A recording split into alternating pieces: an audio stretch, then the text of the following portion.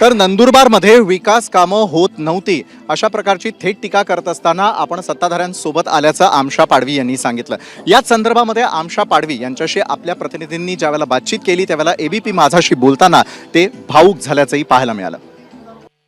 विधान परिषदेचे आमदार आमशा पाडवी यांनी प्रवेश केलेला आहे शिवसेनेत शिंदे गटामध्ये।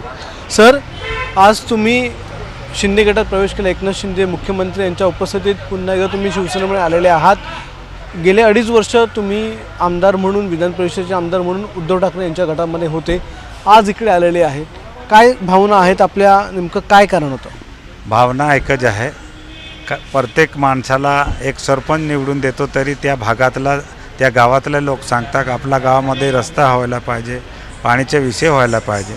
मी एक महाराष्ट्राचा आमदार झाल्यानंतर या 23 महिन्यात मी बघितलं आहे, मी माझ्या भागात 10 रुपयाचे काम करू शकलो नाही। तुमच्या विभागात विकास करण्यासाठी निधीची कमतरता होती का? निधी मिळत नव्हता की सहयोग मिळत नव्हता? निधी तर नाही होती, ते तर काय तुमच्या समोर सांगतो आहे की निधी नाही होती म्हणून आमच्या भागात 15 वर्षापासून धरण प्रलंबित पडले। मी लोकसभेतसुद्धा लागली आहे पण त्याच्यावर काय आजपर्यंत झाला नाही। म्हणून मुख्यमंत्री साहेबांना विनंती केली मंचवरून की आमच्या भागाला खास करून लक्ष द्या, जेणेकरून कुपोषण असेल, आरोग्य असेल किंवा रस्त्यांचे प्रश्न सुटायला पाहिजे। दुसरं माझा काही उद्देश नाही। पण एक शेवटचा प्रश्न विचारतो, ज्यावेळी तुमचं मतदान सुरू होतं त्याच्यानंतरच त्याच दिवशी रात्री सगळे आमदार हे सुरतला गेले, तिथून मग गुवाहाटीला गेले, तर ज्यावेळी तो दिवस एक तुमच्या मतदानाचा तुम्ही जिंकून आलात, त्याच्यानंतर आजचा एक दिवस, काय फरक वाटतं 2 दिवसात? आता मी ज्या दिवशी निवडून आलो आणि जेव्हा एक घटना झाली त्या दिवशी मी रडलो होतो। म्हणजे ज्या पक्षात मी गेलो निवडून आल्यानंतर जर त्या पक्षाचं सत्यानाश होतं असेल तर एक सामान्य माणूस मी आहे म्हणून त्या दिवशी रडलो होतो मी। आज मला कोणतीच खुशी नाही, मी माझ्या भागासाठी लढतो आहे आणि काहीतरी चांगलं करून घ्यायला पाहिजे म्हणून आलो। मी कोणाचं टीकाही करणार नाही, विरोधही करणार नाही, दुसरा मी काय बोलू शकत नाही आता। धन्यवाद सर आमच्याशी बातचीत केल्याबद्दल।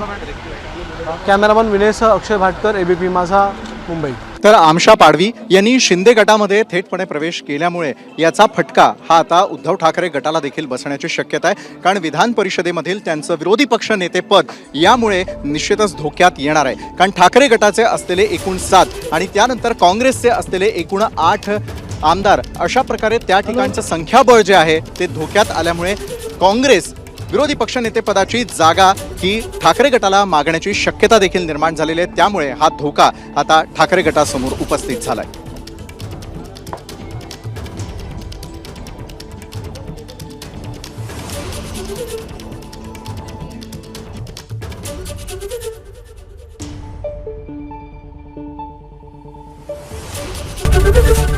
एबीपी माझा, उघडा डोळे बघा नीट।